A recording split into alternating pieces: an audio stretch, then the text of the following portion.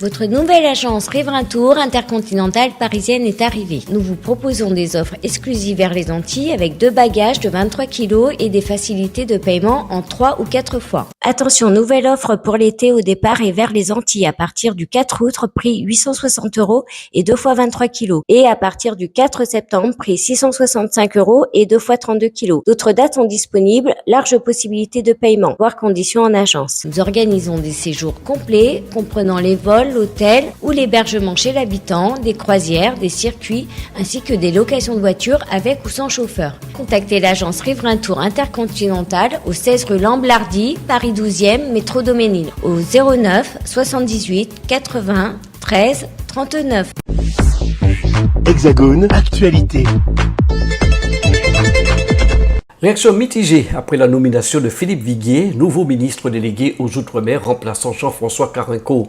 Certains élus ne comprennent pas ce bouleversement après la réunion du comité interministériel des Outre-mer qui s'est tenue à Matignon avec 72 propositions dans des domaines différents pour améliorer la situation des régions Outre-mer. Selon eux, ces propositions émanent de travail étroit mené avec plusieurs parlementaires par Jean-François Carenco et donc ce dernier aurait pu mettre en place rapidement les mesures annoncées.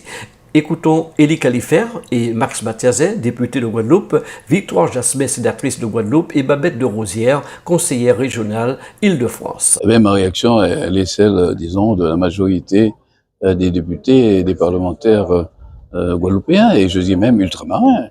Et vous avez vu le communiqué qui est sorti, et je pense qu'en Guadeloupe même, les exécutifs ont sorti un communiqué. C'est une surprise agréable, voilà, et même nos parlementaires, nos amis de l'Hexagone même, nous ont dit que c'est le pire cadeau que le gouvernement aurait pu nous faire et qui nous a fait. Disons, l'homme, on le connaît, on croit le connaître, et nous aimerions bien qu'il ne soit pas celui qu'on perçoit. Et pour nous, c'est comme, disons, une rupture de confiance. Parce que 48 heures après un SIOM, on débarque un ministre, c'est à se demander, est-ce qu'il y aura une continuité? En tout cas, nous pensons que ce n'est pas tout à fait l'homme de la situation, et il fallait un homme de consensus, et pas celui qu'on voit dans l'hémicycle. Il fallait un homme qui ait une passion pour l'outre-mer, parce que je pense qu'il faut une véritable passion pour l'outre-mer. Il ne donne pas, disons, l'impression d'un homme qui aurait les appétences pour ces territoires-là, et pour les hommes de ces territoires-là. On l'a vu lors de la réintégration, c'est pas quelqu'un qui nous a aidé tant que cela, mais on verra à l'usage. Mais c'est à la fois un sentiment de déception, de surprise, de désagréable. Mais nous continuons bien sûr à défendre les intérêts du pays. C'est la santé, c'est l'eau, c'est à la fois aussi l'implication de la République sur les terres républicaines dans la Caraïbe et sur les 3 océans. Alors évidemment, concernant ces 70 propositions, d'après toutes les réactions que nous avons eues, tout le monde parle de concrétisation. Est-ce que ça va se concrétiser? Vous aussi, c'est votre inquiétude, M. Califère? Il aurait été, disons, salutaire et même, disons, logique que quelqu'un qui a travaillé sur les 72 propositions puisse poursuivre pour, disons, la mise en œuvre. Et ce n'est pas le choix du gouvernement. On le regrette, bien sûr. Cela nous met dans une situation un peu d'incompréhension. Mais en fait, le travail que nous avons fait en Guadeloupe, même avec les présidents d'assemblée, nous oblige véritablement à nous camper sur cette feuille de route, ce canevas de propositions, et à faire en sorte qu'on puisse trouver des solutions rapides pour le quotidien des Guadeloupéens, le quotidien des Ultramarins. Je suis, les 5 dernières années où j'ai été député, pas une vraie mesure structurelle pour les Outre-mer. On parlait de nous, à force de combat, de façon, je dirais, un peu éparse, de temps en temps à l'Assemblée nationale. Et pourtant, le président de la République avait parlé à Meditom une fois, lors de la signature des contrats de plan, de réflexe ultramarin. Il avait même interpellé les ministres à ce moment-là. Mais rien n'y était fait, et nous avions l'impression que notre combat n'était pas entendu, que nous étions considérés comme un appendice. Et pourtant, on nous répétait à satiété que les Outre-mer représentent véritablement une chance pour la France. Les 3 océans. Et dans un contexte géostratégique, géopolitique très particulier aujourd'hui. Cependant, nous n'étions pas entendus. Par notre pugnacité, par une certaine volonté de l'ensemble des élus guadeloupéens, par le fait que depuis 2021, lors des émeutes, etc., nous avons commencé à travailler entre nous, nous avons pu, avec l'unité des parlementaires, pas seulement guadeloupéens, mais ultramarins, qui a été scellée lors de notre rencontre de début d'année en Guyane, eh bien, on a réussi à se faire entendre. Et puis nous avions là un ministre bien sûr délégué, mais en la personne de M. Carinco, qui connaissait la Guadeloupe, qui connaissait les Outre-mer et qui, à notre sens, avait la volonté de nous écouter. Or, pourtant, finalement, nous avons quand même travaillé. Nous avons présenté des propositions. La Guadeloupe en a présenté 153.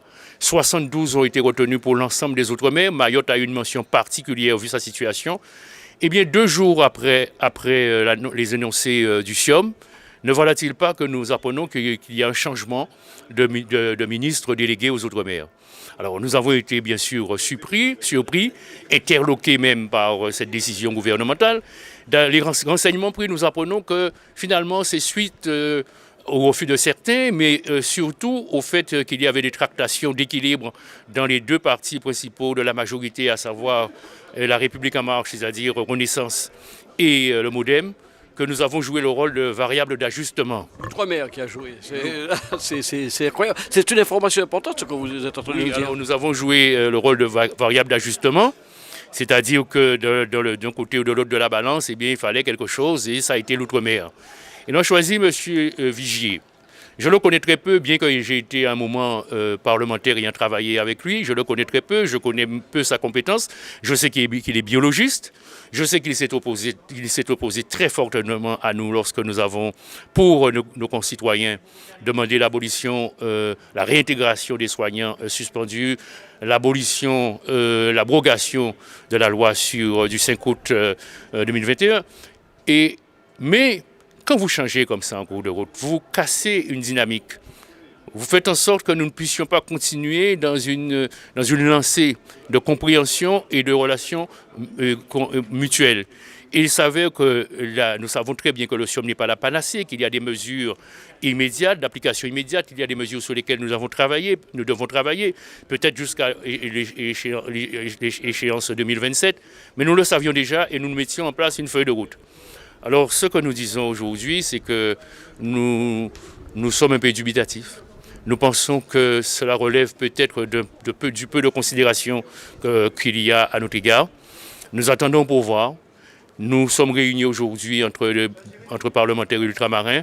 Nous avons signé un communiqué et nous entendons continuer à nous structurer, à mettre en place une méthode pour continuer à travailler, mais pour ce qui concerne nos territoires, compte tenu des problèmes que nous avons, compte tenu d'une velléité réelle de notre population qui veut nous accompagner ces parlementaires, accompagner les élus, eh bien nous dirons que nous serons extrêmement vigilants sur le sort qui nous est réservé. C'est une nouvelle que j'accueille. Je l'ai appris. J'étais étonné, je vous l'avoue, parce que nous voulons travailler, c'est vrai, avec peu importe le ministre qui serait délégué aux Outre-mer ou ministre à part entière des Outre-mer. Sauf que je suis assez surprise quand même, parce que nous venons de travailler pour un SIOM et la réunion a eu lieu il y a à peine 48 heures et avec monsieur délégué Carinco, nous avons travaillé et lui-même il a décliné en quelque sorte les différentes feuilles de route et les axes sur lesquels on allait pouvoir travailler ensemble. Et là, j'ai été très surprise d'entendre qu'il ne serait plus délégué aux Outre-mer. Donc, je ne sais pas ce que cela veut dire. Moi, je ne connais pas monsieur Vigier, donc je ne peux pas avoir d'a priori. Seulement, quand je regarde les travaux sur lesquels il a travaillé, il n'y a aucun lien avec les Outre-mer à part faire partie de la délégation Outre-mer. Donc, il a fait partie de la délégation, donc je n'ai pas d'a priori, comme je dis, mais je suis très inquiète pour l'avenir. Parce que nous avons besoin de travailler, nous avons besoin de travailler dans la différenciation, c'est vrai. Nous avons besoin de travailler avec des personnes qui connaissent nos territoires et d'après ce que j'ai compris, c'est pas parce qu'il était dans la délégation Outre-mer qu'il connaît les territoires d'Outre-mer. Donc, je crois que nous devons avancer collectivement et il faut la confiance. Et là, je ne suis pas du tout en confiance par rapport aux décisions du gouvernement d'évincer M. Carinco qui venait de travailler. Donc, je me demande pourquoi ce SIOM, pourquoi avoir décidé 48 heures après de changer. Qui a travaillé, qui a collaboré pour faire ce plan, justement, voilà. Et quitte carrément le travail qu'il a fait. Voilà. Donc, en fait, il y a des incompréhensions, des zones de incompréhension. Donc, pour le moment, je ne connais pas la feuille de route réelle de M. Vigier. J'attends pour voir, mais je suis quelque part déçu parce que nous avons travaillé avec quelqu'un et je crois que M. Karenko lui-même, il n'était pas informé parce que d'après ce qu'il disait après les annonces concernant le SIOM, eh bien, on était à 100 lieues de penser qu'il ne serait pas là pour appliquer les différentes mesures que nous avons convenu de mettre en priorité et certaines n'ont pas été prises en compte pour le moment. Mais la Première ministre a dit que ce serait pluriannuel. Donc, on attend. Mais j'ai une petite crainte quand même pour ce qui va vraiment ressortir de tout cela. Alors quand même, il y a eu 72 propositions. Vous pensez qu'il y a quand même des propositions qui pourraient faire avancer les Outre-mer sur le plan social, sur le plan économique? Oui, il y a beaucoup à faire. Il y a encore beaucoup à faire. Et c'est pour cela que j'ai apprécié le travail que nous avons co-construit. Nous avons travaillé au sein d'une commission ad hoc avec les conseillers régionaux, départementaux et les parlementaires. Je crois que c'est une méthode qui m'a plu parce que nous avons co-construit, quels que soient les partis, c'était transpartisan. Je crois que c'est une belle initiative. Nous avons proposé un certain nombre de recommandations. Donc, certaines ont été retenues en priorité. Nous sommes là pour travailler et pour faire avancer le dossier. La question de l'institution institutionnelle, malheureusement, n'est pas prise en compte pour le moment. Mais je crois vraiment que nous avons besoin également de travailler sur ces questions-là. Non. Moi, je suis pas contente du tout parce que j'ai l'impression qu'on méprise les Outre-mer.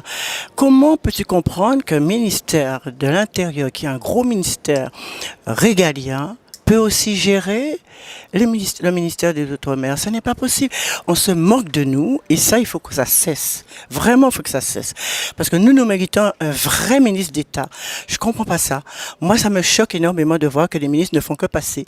On a l'impression que c'est la valse des ministres. Ça reste un mois, ça s'en va. Ça reste 6 mois, ça s'en va. Ça reste un an, ça s'en va.